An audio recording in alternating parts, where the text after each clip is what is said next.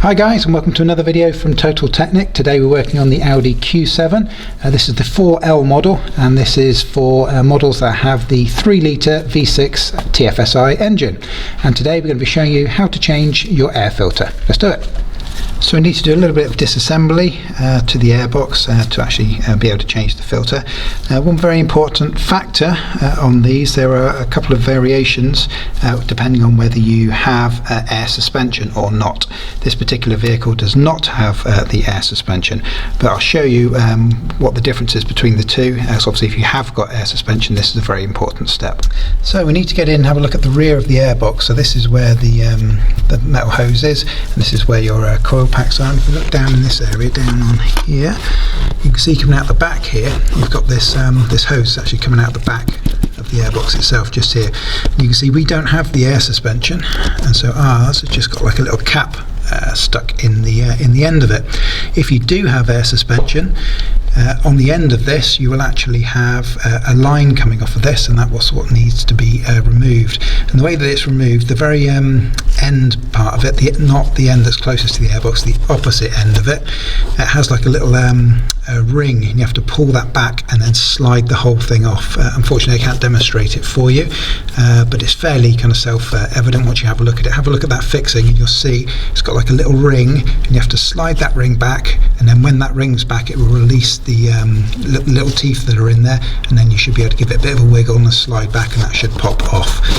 So that's how you release that if you have it. So we have this coolant line, comes in across the top here. You can see it coming off the coolant reservoir right here, and just on the front here it's got like a little rubber tab, just pulls out like that. So we're going to pull that out because we're going to need to manipulate that to give ourselves a bit of space. Next up, right on the front of the airbox, if you look down in here, you've actually got an air hose that comes into it, down at the bottom, just in here, so that's what we need to disconnect next.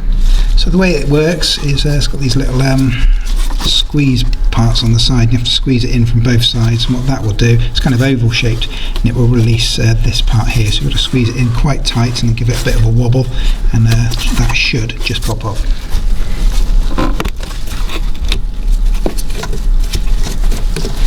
So next up we need to attack this hose clip just here.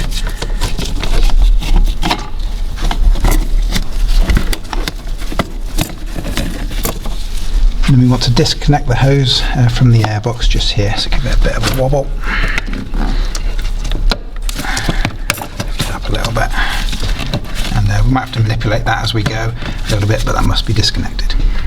So we have these two clips just at the top, so we get those released. And you want to lift the whole unit forward, try and leave the air filter behind if you can, and then lift him up. It's got like a little tabs that go into little holes at the very, very bottom. That's going to give us the access we need. So just carefully pull the air filter forward.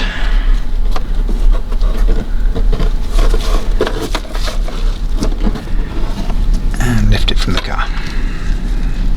It's always a good idea to take a look inside the airbox housing and see if you've got any kind of dirt or debris, sand, leaves. I've actually got some old rotten, it's just disintegrating, some old rotten bits of foam, I think from the insert that was attached there. But if you have anything in there, now's a good time, get the vacuum cleaner in there and get it cleaned out. So now take your new air filter. Always try and buy yourself the best possible quality air filter that you can. The quality varies a lot these days. You've got a lot of unbranded stuff coming in from China. You're better off to spend a little bit more and get yourself a decent branded one. This particular one is made by Wix. We'll put the part number on the screen for you. You can get this one on Amazon. I will add a link for you in the descriptive text below, but just buy the best one that you can afford in your budget.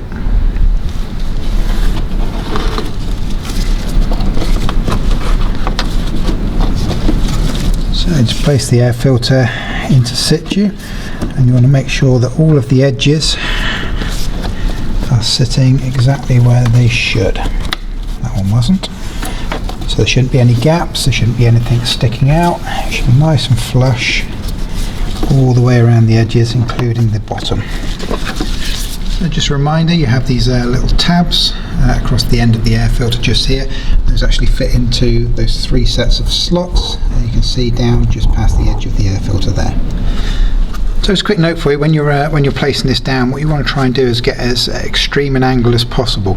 If you put it in quite shallow, what you'll end up doing, if you imagine this was the bottom, you'll just end up pushing this onto this rubber kind of seal, and you'll end up splitting this rubber seal or damaging it.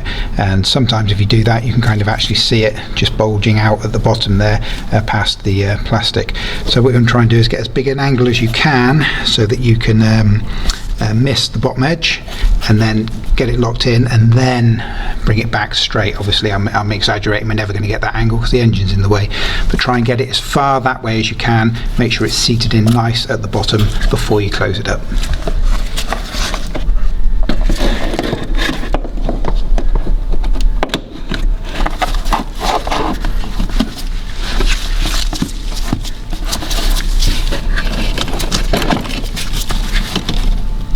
As you can see, that rubber at the bottom is actually sat in. If you look in that corner, you can kind of get an idea that that rubber is sat in exactly where it's meant to, if that makes any sense. So just give that a bit of a wobble, make sure you're happy with it before you start to close that up.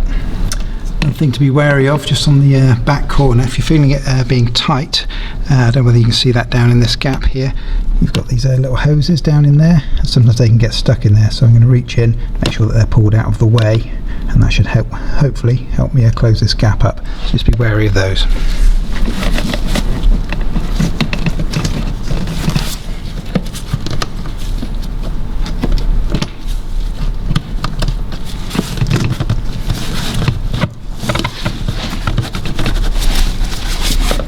And once you've got it in the right place, see it shouldn't need, the clips aren't on, and you see it doesn't really need much to close it up. That's just the rubber compressing. If you're like having to pull it and try and clip this on, then you've caught a part of the edge somewhere. So it should be nice and easy like that. Snap it on, same. So that's the air filter done. So now we need to pop back together these various elements that we removed. Starting with the large air hose here. And make sure it seats on the bottom correctly. When you're doing it, you have to do it by feel, because that's where it's most likely to catch. So make sure you haven't got a fold on the underside, and it feels good all the way around before you do the clip back up. You see on this one, I think this is looks to be non-genuine to me. They've kind of put 2 of these together to kind of bodge this job in the past. I mean, it works, there's nothing wrong with it, but obviously you'll likely only have 1 screw on your clip. And again, have a feel around, make sure your hose clip is actually seated correctly in this kind of groove. It should sit obviously in this little groove in there. So have a feel around, make sure you've not kind of caught any of that housing. Make sure you're happy. Then you want to do it up fairly tight, and it's good to go. Little air hose here on the front, just pop that back in, make sure it clicks, and it's on nice and tight. And remember this little rubber tab on your coolant line there, pop that back in. And then finally, if you do have the air suspension, remember that you need to pop your little push-on clip, force that back on to the little plastic hose on the rear of the housing. So there you go guys, that's how to replace the air filter on the Audi Q7. Hopefully this video has been helpful for you. If it has, we always ask, can you do us a quick favour before you leave and hit that like button?